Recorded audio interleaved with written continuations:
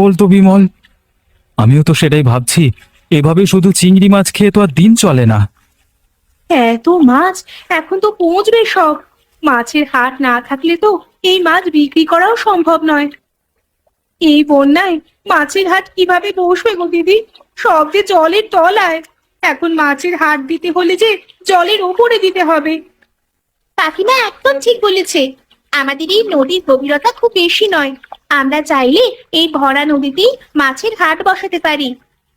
কিন্তু সেটা কিভাবে সম্ভব রে মা?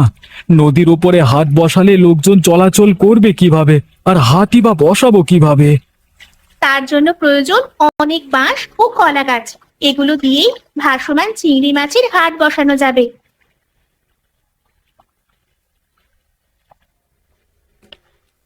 কি ব্যাপার সবার, তোমাদের কি খাওয়া হচ্ছে ঠিক মতো? আগে না মোড়ল মশাই, এভাবে আর কতদিন? আমাদের কাছে মজুদ খাবার যা ছিল তা শেষ হয়ে গেছে। চিংড়ি মাছ ধরে ধরে রান্না করে খাচ্ছি, কিন্তু শুধু চিংড়িতে কি আর পেট ভরে?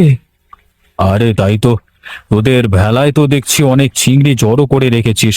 এই চিংড়ি মাছের অনেক চাহিদা শহরে। সেজন্যই আমি বাবাদের বলছি এখানে ভরা নদীতে চিংড়ির হাট বসাতে। अगर वीडियो अच्छा लगा तो चैनल को सब्सक्राइब करें, लाइक करें और अपने दोस्तों के साथ शेयर करना न भूलें।